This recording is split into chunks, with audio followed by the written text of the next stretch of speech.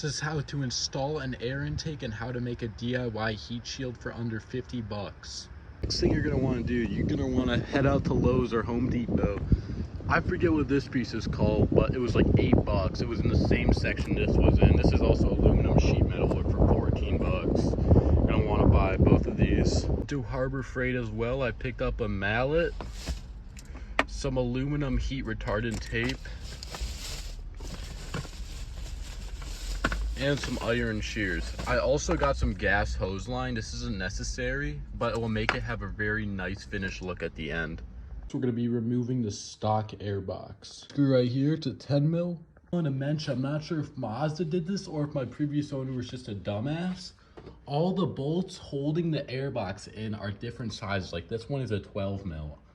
The other bolt is right by the slave cylinder for the brakes. Last bolt is right down here by your power steering reservoir and near your water pump. There's 4 10 mil bolts that we need to get out. 2 right here. They look a little rusty. If I don't break anything either, I'm gonna use a little bit of this goodness right here. Spray it right there. There's another bolt right here that we need to get. This one looks rusty as fuck. So it's gonna be fun to get at, but let's go use some penetrating oil and get it. Thanks to Mazda for putting this in the most inconvenient spot they could possibly put it. I actually found an easier bolt to get to that is part of the same bracket, so I'm just going to be taking off this one instead of that one, because that one's in the most shittiest position they could put it in. After getting that off, I'm actually going to circumcise this little piece right here, this little zip tie thing. I actually just realized my MAF was never clamped onto here, which isn't that good.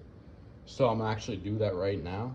Next thing we're gonna wanna do, if you didn't know, I also wrapped my headers. I did a pretty shitty job, I know, I didn't take them off. So right here to right here, I'm gonna make a little bracket markup of cardboard, and I'm gonna use this metal right here to actually make the metal mount.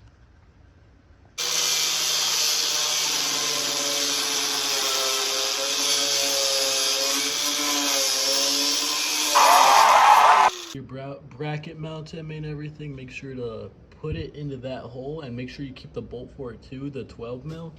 And don't be a lazy son of a bitch like me and zip tie. I'm just doing it because I'm too lazy to drill a hole. I'm not feeling like that today, so it's gonna work like this. First off, you're gonna want to get this. I'll put a link to it in the description, and you're gonna want to get some gasket material, trace it out, and cut it. Also comes with this black plastic gasket, and then I just made this one too. A cardboard mock-up, see if it fits. Trace it and start cutting. And your aluminum into shape. I'm using a rubber mat. What I have left of this, I'm gonna be making some brackets for this. Lather this bitch up in some heat retardant tape. It's not gonna look pretty, but it's gonna get the job done. Cut a line down your fuel hose like that. You can't really see it, but super glued the fuel hose around like that to give it a more like just finished look, you could say. Just throw her in. I use zip ties for this because I couldn't get the measurements perfect, but I mean it's sturdy, dude. It's not going anywhere. I put the bolt down there too with for the OEM one, but it looks good and will serve its purpose. That's what matters. What you gotta do now is throw your filter on. I'll put a link in this. I'll put a link for this one too. I took it for a little test drive, like a 5-mile test drive. What I noticed is my engine temperature stays down a little bit more than it used to with the stock air box.